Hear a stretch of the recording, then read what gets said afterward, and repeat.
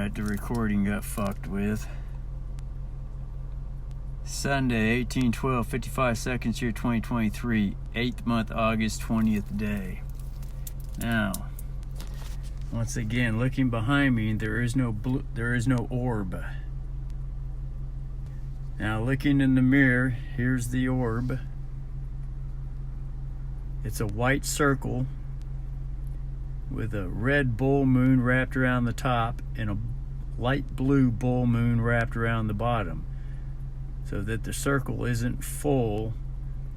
It's more oval with the bull moons wrapped around the top and the bottom. I can see it in the mirror and it appears on the camera a little bit. Now I'm gonna pull the power on this cord to see if it keeps recording. There, it's recording still. Now, if I look at it back here, it's not there. It only appears when it's in the mirror. Now, I can see it clearly. And then there's a tree limb shadow going through it, which looks to be a wolf howling.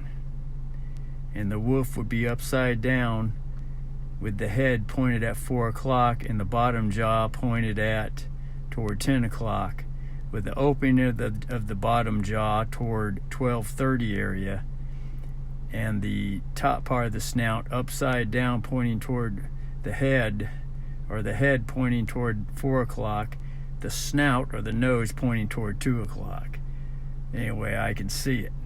And there's a small red dot just above the bull moon where the skull is, for what looks like to be an upside down at an angle wolf in howling position.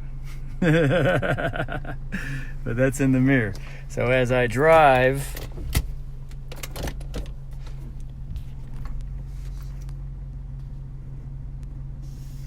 I can see it in the mirror.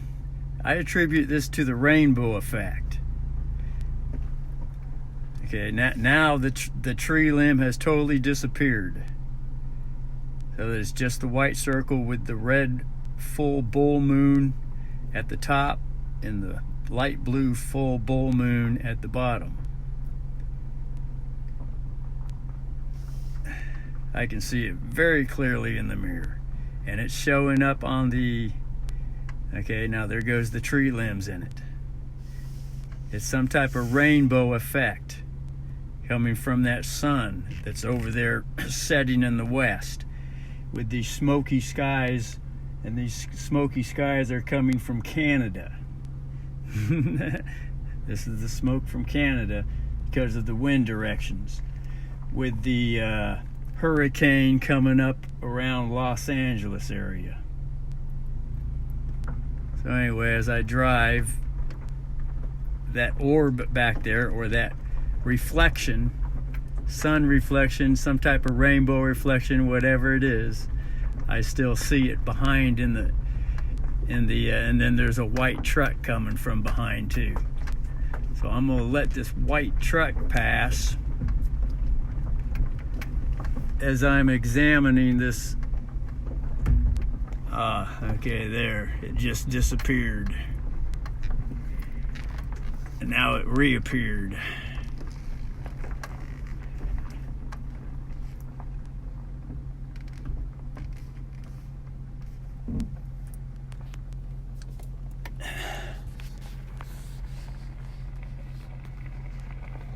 So I can see the sun when I dip the head into the mirror. I can see the sun back there, and it's on the video. Actually, I can't really see it right there, but all right, it's actually on the very top when I adjust the mirror. Okay, now there's the sun. I can see the sun back there. And when I adjust the mirror, it's kind of like more up top, something up top. There it is. There's a circle right here. There's a circle right there. It's a white circle. And when I adjust, and there's also a sun. See, now there's two white dots. There's what appears to be the sun, and then there's this white dot. Some type of phenomena going on here. Now, I'm going to get out.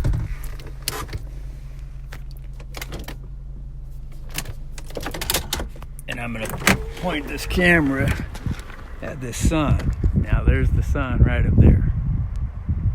So anyway. So, that's that.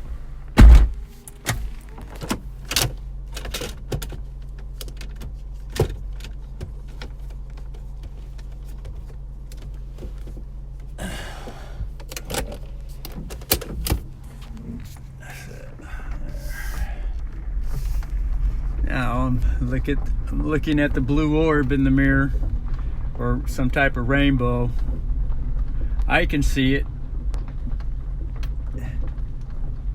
and so it's this. There it is. This is that dot up at the top. It seems to be showing up in the mirror at the bottom also, at certain angles.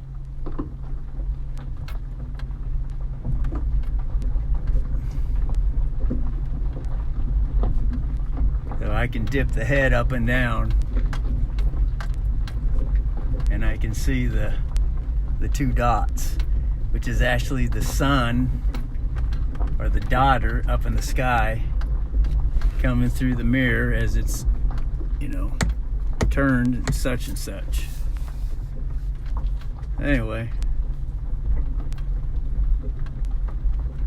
so I'm just gonna keep it at that and see what happens with it.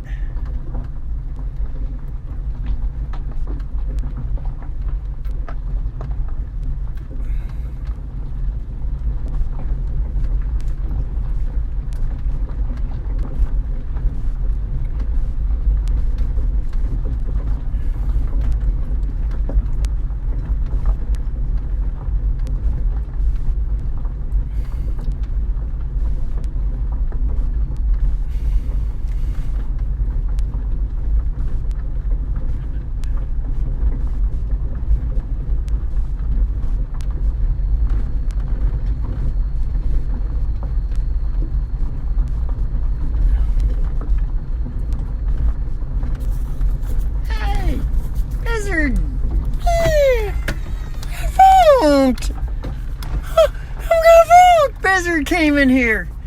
He says, "Hey, I'm stuck." I'm gonna open up the back for him. He's all frantic. Pardon. I go, Buzzard.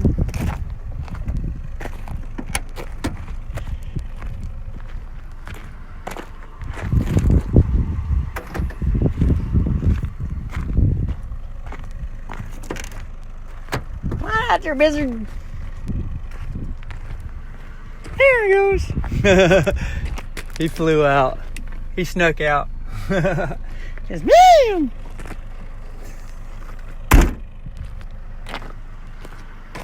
He says, "What the puck, brother? What the suck?" What the fuck? What the puck? He was all frantic. He was flying in here. He got caught in the car. As soon as he got in here, he's like, and then at the same time that happened, there was a thought going through the brain that was rehashing the gussets that were out of measurement on the storage shed that Jay, I, and Dad are putting together. Yeah. The thought was that Dad knew, now it's just a thought that entered, that Dad knew that those gussets were off, but when Jay had me cut out the supports to the gussets, I stacked all the supports together, and all the supports were the same size, which told me that the 22-inch gap on one side and a 25-inch gap on the other side, that all that really had to happen was those gussets just need to be loosened on both ends as the roof is going up, and then down the other side. Those gussets just had to be loosened up, pounded up, and repositioned to 24 and 24. That was the thought that entered as, and at the same time that another thought flashed in that, that Jay didn't have to move those, have those gussets cut out. And, even when I went inside and I told Jay, I shared with him what was the thoughts that I was having on that. His automatic response was just to say something that justified his position, which I'm starting to see is what happens with Jay, or what comes out of Jay, which is probably a lot robot control. It's the Vatican ET bully coming through him. Is the bully says anything. It doesn't matter if it makes sense or not. Though he comes across as though he knows exactly what he's talking about. He just says anything to justify his position. And it doesn't matter what I was going to say. The bully would just come back with something else to say. And I'm thinking, yeah, that's just like the bully.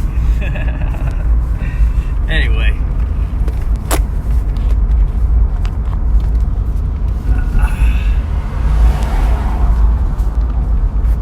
So, I'm going to get the battery on this thing.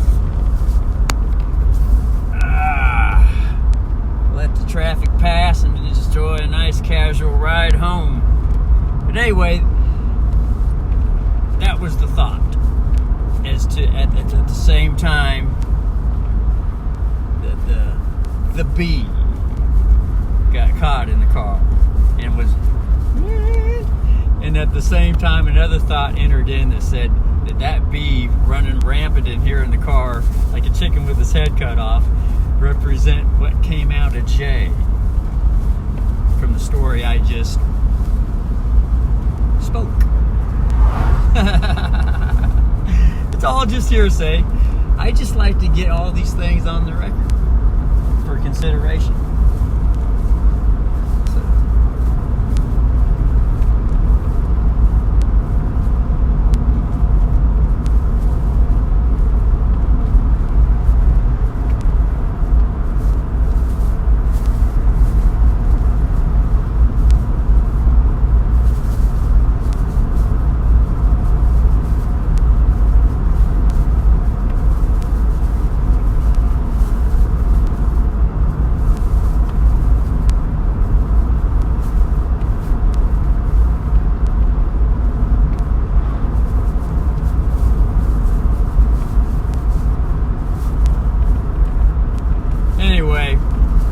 So when I got over there,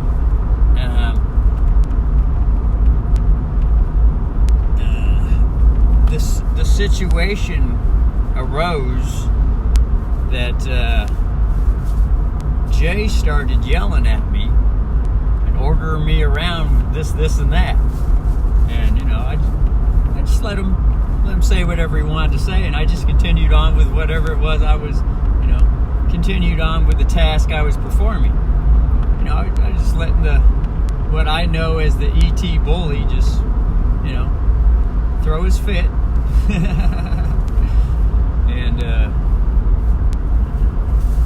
And then Dad chimed in when he realized that Jay had pretty much given up on trying to, tell me what to do and all that, because I wasn't responding according to what he wanted. And then Dad chimed in, and then at that point I answered Dad, but at first I kind of just let him throw his fit, because he was in the fit mood too all of a sudden. And then he finally said something to the fact that Jay is in charge of everything. And at that point, when Dad said that, that was news to me. That was news to me that Jay was in charge. And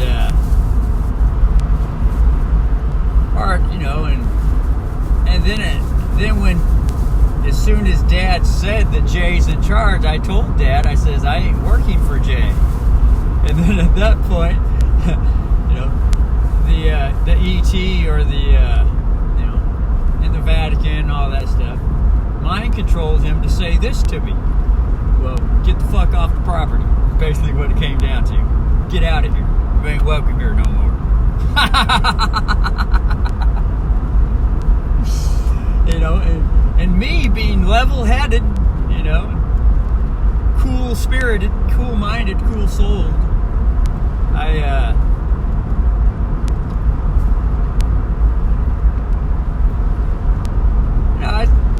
started going in and gathering the stuff because I had food in the fridge and putting it in the car, and then but I also told Dad, I said, I ain't working for Jay. And then I said, yet. Because that left an option for me to, you know, to not cut any bridges. I left an option that there's still, you know, to be conversation to get to the bottom of what's going on. And it wasn't just going to be, you know, the bully have its way. and it wasn't going to be that the bully have its way with me to get me to try to just burn a bridge and leave without getting to the bottom of anything at that time when there was an opening to get to the bottom of something, you know. So anyway, so as I went ahead and put the food in the car, I realized, well, you know, now is coming to the yet part. And that is, I went out to the back where Dad and Jay have their smoke time, and I pretty much opened up the conversation and, you know, said some things to the fact that, you know, I was unaware. I did not know that Jay was in charge. And then Jay interrupted and said something like, you telling me it wasn't apparent to you that I wasn't in charge? And I just kind of listened to him, you know, because I was still focused on what I wanted to say. And I wanted to let them both know that that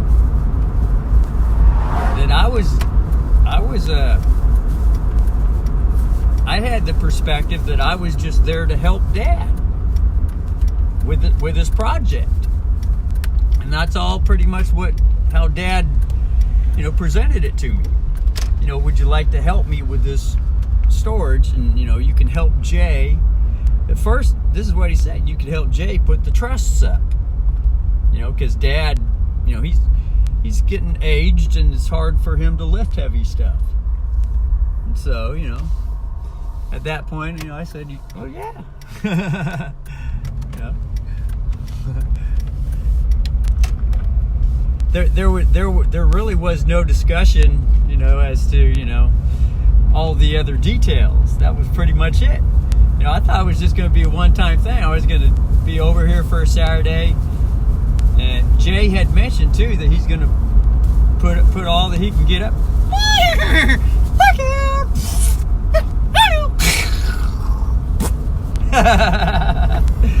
And you know, and I was just gonna help Jay lift some heavy stuff, and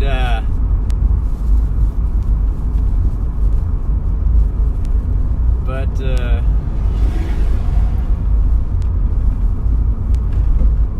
you know, it turns out that, you know, it turned out to be more than just a one-time day thing to help him lift some heavy stuff. You know, it's pretty much a whole project during the weekends for a while. And even Jay had mentioned, you know, I'm probably just gonna need help for one weekend or something. Maybe, you know, maybe they didn't have a perspective on how big the project was, because it is a storage shed kit, a $5,000 kit, and the shed's probably 20 foot wide by 40 foot long. So, but anyway, so we're out on the back porch discussing things. And so, I just wanted to get into the air. I thought that I was just here to, to help Dad, and I didn't know that Jay was in charge of the project. Because that puts a whole different perspective on things. Puts a whole different perspective on things. And so, because a lot of the experience that I have with Jay is that what comes out of Jay, the ET control, is nothing but bully tyranny with me. Yeah. And so that's where I come from when I say, I'm not working for Jay. What I'm really saying is, no, I'm not working for you, ET. Yeah, you hear me too. I ain't working for you. And all you Vatican children.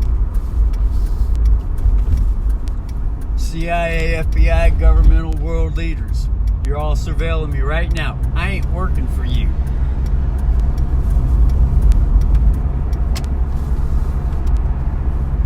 And what I bring to the table is we shall labor together.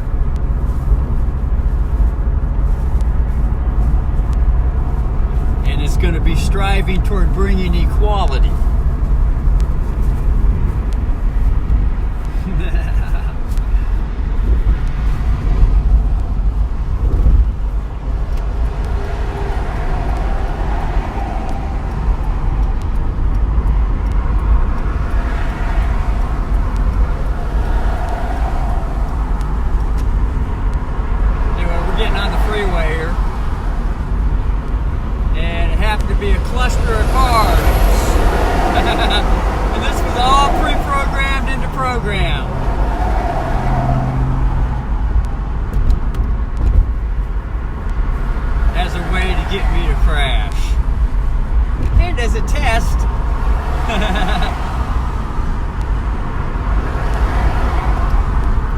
A diversion and a distraction that's built into the program from ET and the club members, the Vatican club members, and their chain of command, which is different than the command chain. Boys, quite different. But this is what the mother energy brings. The equality.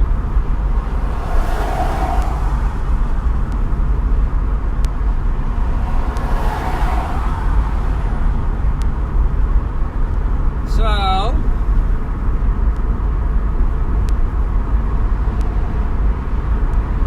and as I'm driving and as I'm approaching on-ramps and this and that, and just through regular traffic,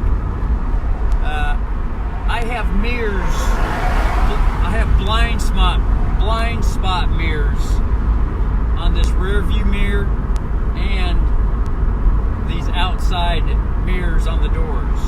Blind spot mirrors. So I can see everything behind me without having to turn the head at all and look over the shoulder. That way I can stay focused. Peripheral vision, everything that's going on around, with the least amount head movement. Because the more head movement there is, the more opportunity there is for something to get blindsided with. Whereas if I see everything 360 all around me all the time very quickly, where if I was to move the head for even a split second, something could all of a sudden, bam, be right there. And that's a lot what the bully depends on, too. That's how his surprise system functions. That's legalism. But hey. So getting back to the father and Brother Jason discussion on the back porch. So, as I was saying what I wanted to say, as usual, E.T. Bully has to cut me off. As usual. So, I brought in the wonderful lawful maturity as the loving mother. And I listened to the child throw the fit. And as soon as the child was done throwing the fit, coughing up the phlegm and all the burp stuff,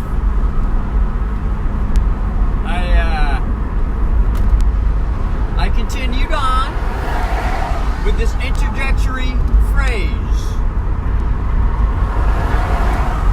As I was saying, and as soon as I said that, as I was saying, both the reactions on both their faces was very immature. It was one of roll the eyes and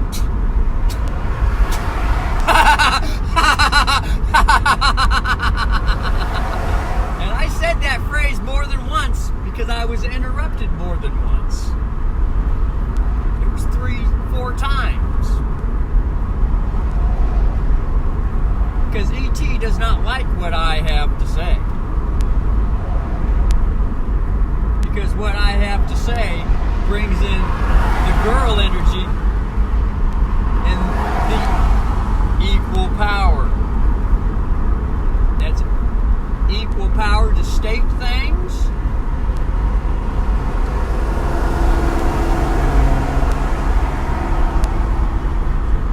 Equal power to be listened to.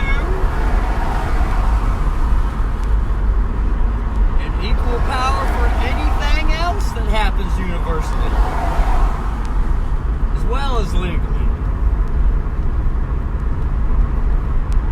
And Jay was throwing his weight around. The E.T. was throwing his weight around through Jason. And what he was throwing around was his favorite phrase,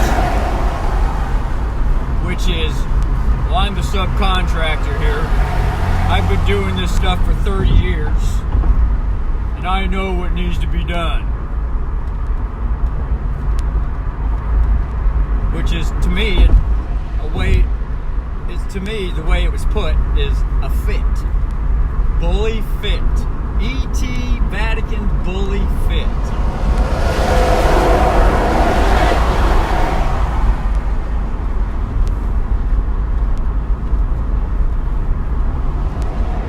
See, even right now, as I'm driving very comfortably, and all these cars are passing me, and I'm keeping more than 2 car lengths ahead of me, behind these cars up ahead. Now a semi's just pulled off the road. Just as I was maneuvering to say this stuff,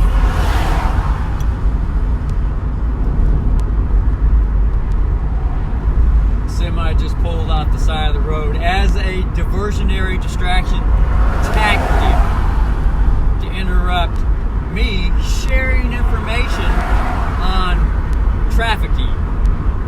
I call it Traffic Queen. The bully is totally dumbfounded with me. How I conduct affairs. Because I am totally aware of everything going on in me all at the same time while bringing forth what needs to be brought forth. In other words, I'm not locked in and zeroed in on anything, which is legalism. That's how legalism raises, how I was raised as a child in legalism. Trained to be locked into things, so that way I'm easily distracted and I can be blindsided.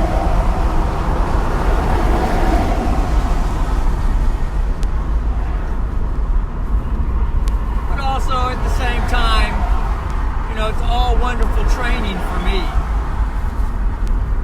because I can sit here and drive comfortably, and what helps me to drive comfortably, or allows me to drive comfortably, is I put more than 2 car lengths in between the drivers ahead of me.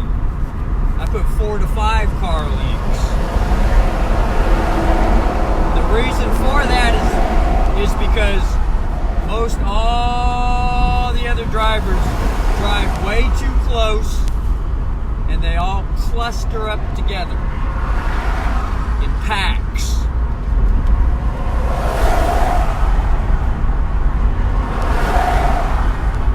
And then here's another semi on the side of the road.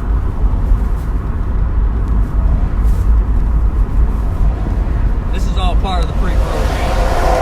Here comes another semi. This one's opening up his door. I just had one pass on the side. Here comes another. This is a local market called Safeway coming onto the on-ramp, and I'm slowed down plenty to let the 18-wheeler have plenty of space to get on. I'm going 35 on a 60-mile-per-hour freeway right now, putting plenty of space to allow these big trucks. And I got 3 more big trucks coming up behind.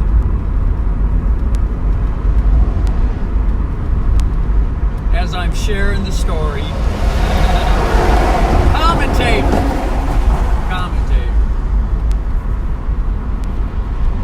knowing full well that the trucks that pass me, they're going to be immediately pulling over in front of me in the right lane. So whenever they pull past me, I slow down to allow them to have enough room to safely. And that's not a money safe, but just to be comfortable and relaxed. And there's reasons for that. As I got another Smoky on the tail. Up close on the tail too. As I'm lawfully driving. Not legally driving, I'm lawfully driving. And this is all part of the program. Here comes another Smoky passing, so I slow down because I know these Smokies tend to drive in fear. Most of these Smokies, as well as all the rest of the drivers, all the cluster drivers, all the legal drivers, they're actually just little children that are driving in fear. Because they're afraid of the guys that are driving behind them, and they give in to what's called peer pressure.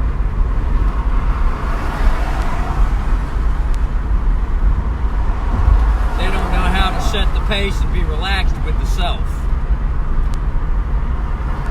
And how to put plenty of space in between them and someone else. That's the way I was brought up as a legal child. I was brought up to butt fuck other people. But the more I grew up, the less I butt fucked other drivers. And it got less and less and less and less and less as the years went on. And the more law that I learned, less butt fucking got even less. Less and less and less and less. Lots of lessons. See, and then this guy right here, he likes to step on it, you know, and show his legal disgust and just totally floor his black smoke. This is one of them diesel trucks. Floor as much black smoke as he can into the open windows to the compartments. And I've had these drivers bring this black smoke so many times, I'm already prepared for it.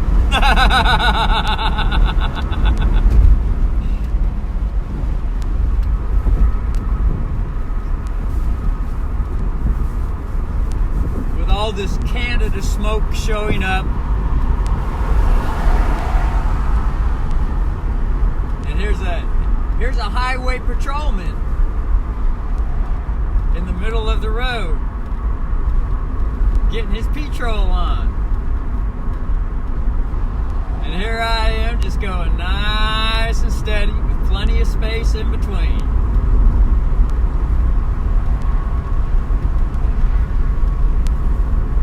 I suppose I could be legally scared and think, oh my God, I got to speed up and cluster up with all the rest of the drivers.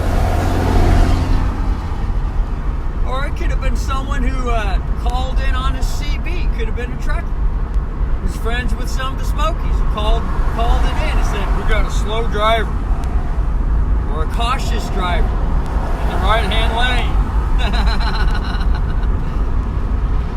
Talking while he's driving.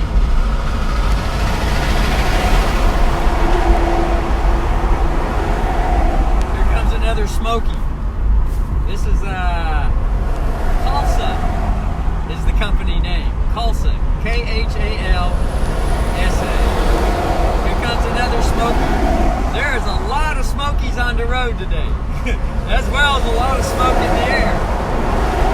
And when a Smoky has a Smoky riding on his ass, you know, they kind of get extra scared and fearful too. But you know, and I know, you know, there's just a child behind the wheel. Most of these 18-wheel drivers, you know, even some of the veterans, you know, they're trained in legalism, and that's all they know.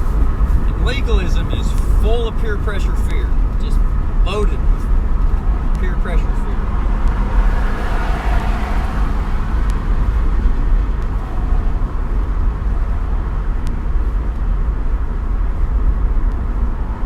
This one was kind of smart. He realized there was hardly any traffic behind him, and he just kept driving in the fast lane and kept going on and on and on, realizing, you know, no use for me to be in a hurry to have to get in the right lane right now. As far as I'm speaking for him. You know, as far as I'm concerned, he's putting a little soul into it. So I'm like a ventriloquist for him. You know, he's saying to himself, "Shit." And I'm saying this because I've been in this situation too. I know what it's like being in the passing lane. You know, I put plenty of distance between me and the car that's in the right lane, especially when there's no traffic behind me. Especially, I'll just drive in the passing lane for a good while until this guy that's, you know, behind me in the right lane, there's a good 4 or 5 car lengths. And then when I pass into the next lane, I pass very slowly. I don't do this. Whoop. I go. Just very slowly, riding the center line, nice and slow. Because I know what it's like driving a big 18-wheeler and having a blind spot, especially on the side. I know what it's like. Not saying that I've driven an 18-wheeler. I have an imagination. I drive all cars that I drive like I got 18 wheels.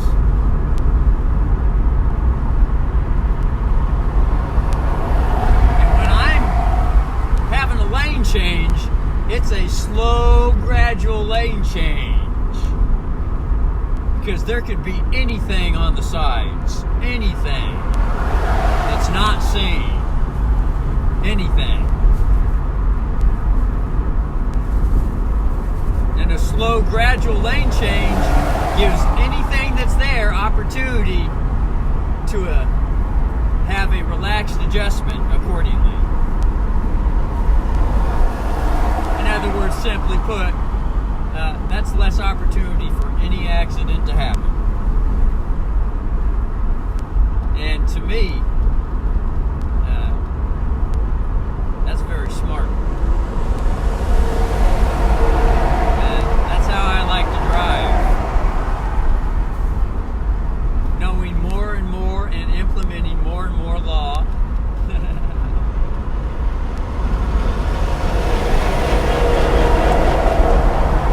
comes some more Smokies.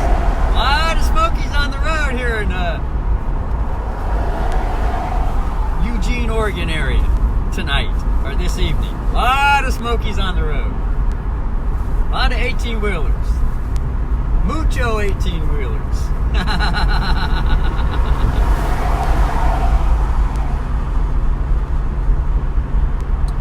But anyway, getting back to the porch conversation with Dad and Jay. Now that all these interruptions, as I was saying,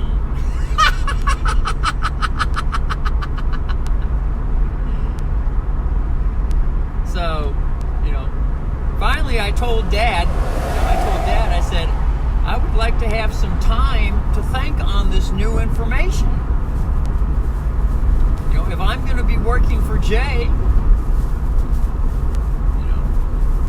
with this added information that I now know, I need time to think on this. And of course, being the legal macho, electronically demon-possessed by and that's an appropriate term, by, because in the legal world, everything's always about the by. Dad being electronically demon-possessed by the ET and the gang member, Vatican Club gang, and that chain of command. Anyway, Dad immediately and hastily, out of wanting to be in control of the situation, said, "You got a half hour. Otherwise, after your half hour, I ain't got a decision. Leave." Basically, that's the attitude. That is the attitude. I'd also like to mention too, when Dad finally, told me that I'm working for Jay, I saw something very peculiar. Slobber was coming out of his mouth like a little baby. Slobber.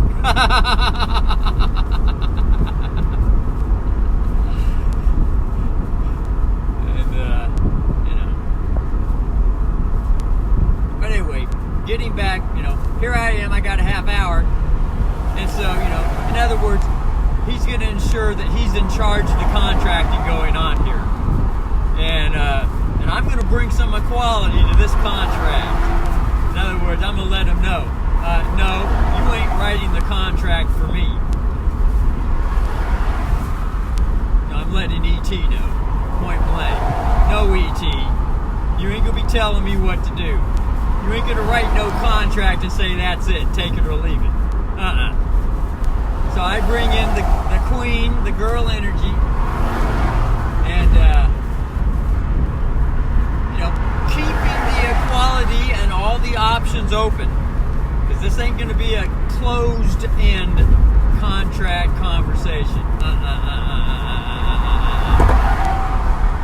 I'm way too trained and lawfully knowledgeable to fall for that bullshit. So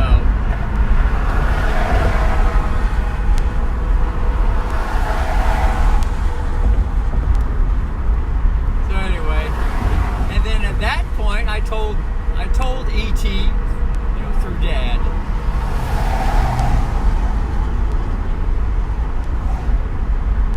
who has just a little bit of soul, but he's more robot controlled. But it's still all just a story, though.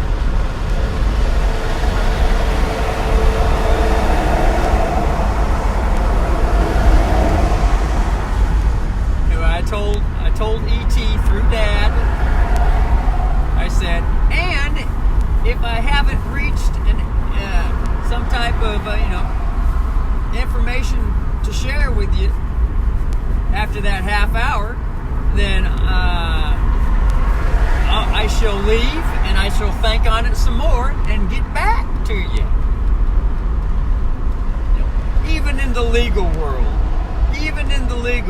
that is considered legal wisdom. Even in the legal world.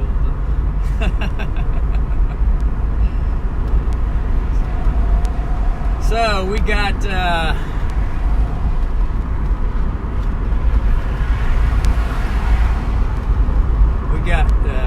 asphalt paving going on in the construction zone here.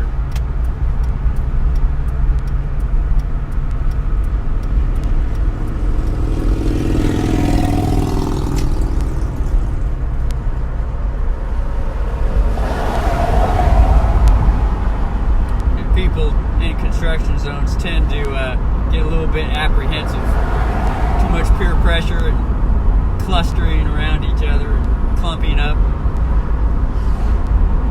in the doctor's realm, in studying blood flow through the heart and the veins. That's known as coinage, also known as clogged arteries. You know, high blood pressure. So it's no surprise to me that what's going on inside the body with a lot of these traffickers is just a reflection of what's going on inside with the inside the body with the clogged arteries, the coinage, the clustering together. It's just a natural reaction.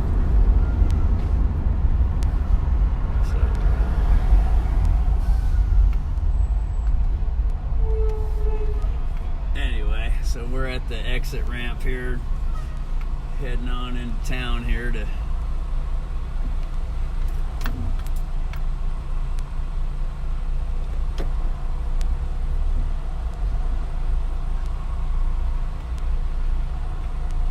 so I told that to E.T. through Dad.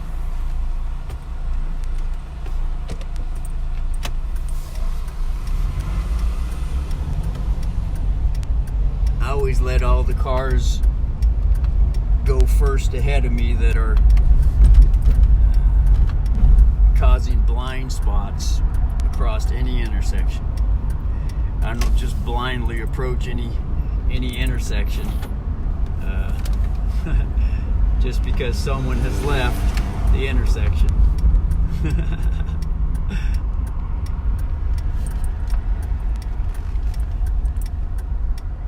And when I have right-hand turns happen, I be straight as I can to get the turns going, even while horns are honking in the back. People seem to think that, you know, I need to be directed while I'm driving and bringing forth lawful positioning on the streets, on the trafficking streets. I bring forth lawful positioning. So, and yeah, it just you know, fits being thrown. Beep beep beep. You can't be, you know, making that car as straight as you can at that right-hand turn. You know, when it veers off, you know, I use as much as capacity as I need to keep that car going as straight as it needs to be, with less stress on the neck for me to have to, you know, that shit like that, going like that. You know, I just keep it like this.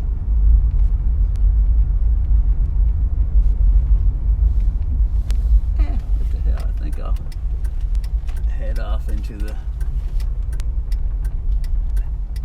the food place here and see what kind of yumminess that I might want to bring forth. Because I loaded the wallet up before I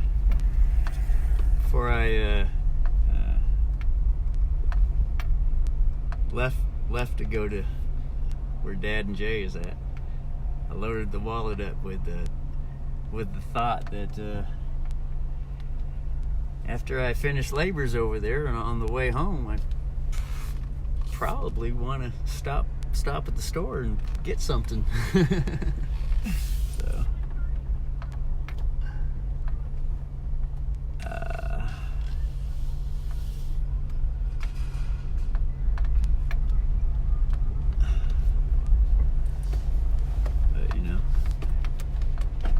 Usually when I drive through parking lots, it's more like a security inspection.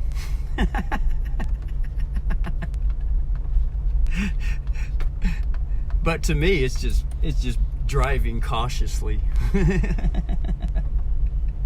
lawfully. There's a difference between legal driving, which is more apropos to be in a hurry somewhere, and lawful driving is more security relaxation.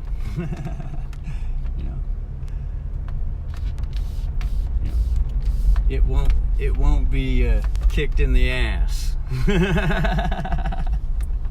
so to speak. Although the ass kicker can throw all the kicks that the ass kicker wants to throw, but it isn't going to move me unless I want to be moved. Unless I want to be moved. But it's going to be me moving. And it's going to be someone else causing me to move. I don't play that game. Because that's why I'm here on the in this universe, is to bring all that bully shit to a lawful girl energy equality. In other words, I'm going to bring what needs to be brought. And there's going to be some growing up going on here from the bully that's mud stuck and abusive with the bulliness. So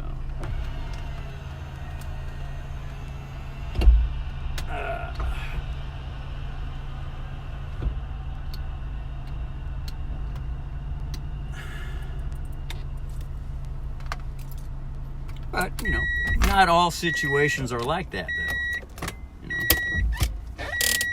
But more often, more and more, that tends to be where I like to lean. And it's been a long journey to get to where I'm at today. A long journey, and for the most part, it was not easy. Although there were easy moments in there, and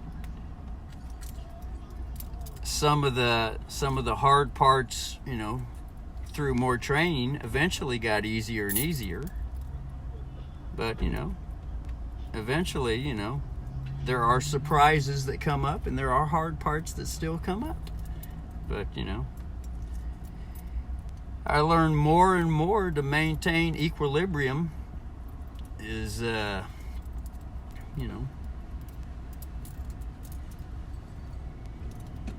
or just to maintain equilibrium, period.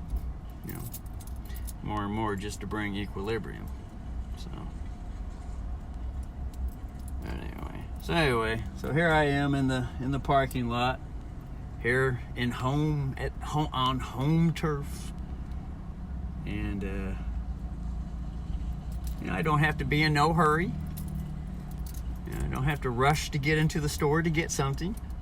I don't have to rush to get home to answer to anybody. And I don't feel like being in a rush and in a hurry. I feel like being relaxed, and having some wonderful equilibrium with everything. And so, I say all that because, there's more to the story that I'm sharing.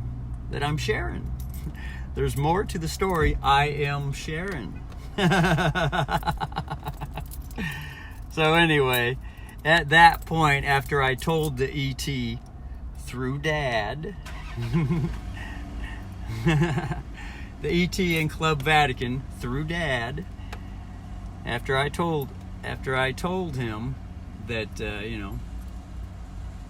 after I adjusted the contract, then there was an agreement there. And so I used the full 30 minutes to thank while I was there with Dad, E.T. and the Vatican. Through Dad and Jay. I used the full 30 minutes. And halfway at the 15-minute mark, I just brought it up on. You see here. I'm looking for a way to not have to say that word I. So at the 15-minute point, the body and the thoughts just started laboring through me, as well as the ET and the Vatican, because they still partly control me. They still partly control me. You know, that's the legal side. I ain't fully 100% out of the legal control yet. And you know, and there's that I word that I said, that I word. But you know, I still am training not to have to use that I word, because there's some catch-22 identity catches with that I word. So I'm learning to substitute that word with other words or phrases. So, you know, the thought and body, this thought and body.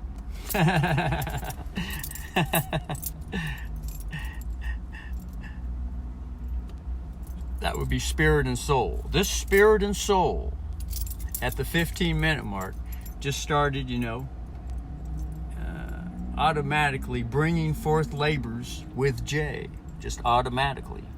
From a distance, you know, I was being very conscious to see if, you know, E.T. and the